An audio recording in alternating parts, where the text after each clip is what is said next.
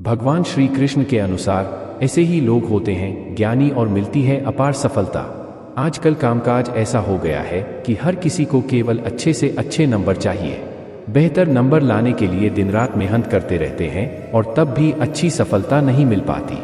इस लेख के माध्यम से हम आपको बता रहे हैं भगवान श्री कृष्ण ने ज्ञानी और सफलता प्राप्त करने के लिए किन चीज़ों पर विशेष ध्यान देना होगा। हम सब समझदार और होशियार होना चाहते हैं, लेकिन असल समझदारी क्या होती है, क्या ये कोई बता सकता है?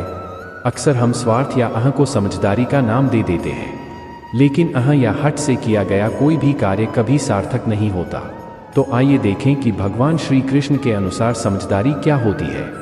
भगवद गीता में भगवान श्री कृष्ण समझाते हैं कि असली ज्ञानी या समझदार वह होता है जिसको अपने कर्म के फल की चिंता नहीं होती।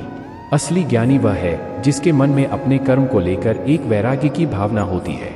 इसका मतलब यह है कि वह इस बात में नहीं उलझता कि उसके काम का परिणाम क्या होगा। उसका ध्यान पूरी तरह से सिर्फ और सिर्फ अपने काम पर होता है। जैसे अगर कुम्हार मटका बना रहा हो और उस समय उसका ध्यान इस बात पर चला जाए कि मटका 150 रुपये में बिकेगा या 250 में, तो क्या वह अच्छे से मटका बना पाएगा? अपने कर्म में वैराग्य होने का अर्थ यही है। वैराग्य का मतलब यह नहीं कि आप कुछ ना करें और जंगल में जाकर सन्यासी जीवन बिताएं। वैराग्य का सीधा अर्थ है कि आपका ध्यान और मन केवल आपके काम पर हो, उसके फल की चिंता करने में नहीं।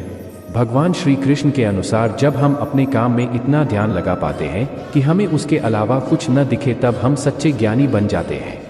जब हमारा मन किसी काम में लगा हो तभी हमें उसमें मज़ा आता है। ज़रा सोचिए, जब आपको कोई काम करना पसंद हो तो आप कितनी जल्दी और कितने अच्छे से वह काम करते हैं। किसी को टोकना नहीं पड़ता है उस काम के लिए, और आपको वह काम करने के परिणाम स्वरूप कुछ और चाहिए भी नहीं होता है। कुछ लोगों को खाना बनाने में यह अनुभव होता है तो कुछ को बागवानी या गार्डनिंग में। कुछ लोग लेख लिखकर इस अवस्था को महसूस करते हैं तो कुछ व्यापारी व्यापार से ही परम आनंद पा लेते हैं। ये सब काम तो अलग है, लेकिन इनके साथ जुड़ी हुई भावना एक है, यह कि आप अपने कर्म को करने में इतनी खुशी पाते हैं कि उसके फल की आपको चिंता नहीं रहती। कर्म करना अपने आप में फल बन जाता है। भगवान श्री कृष्ण इस श्लोक में आगे समझाते हैं कि सच्चे ज्ञान का एक पहलू यह भी है कि हमारा हर संकल्प और हर कर्म ज्ञान से उत्पन्न हो, स्वार्थ या अहं से नहीं।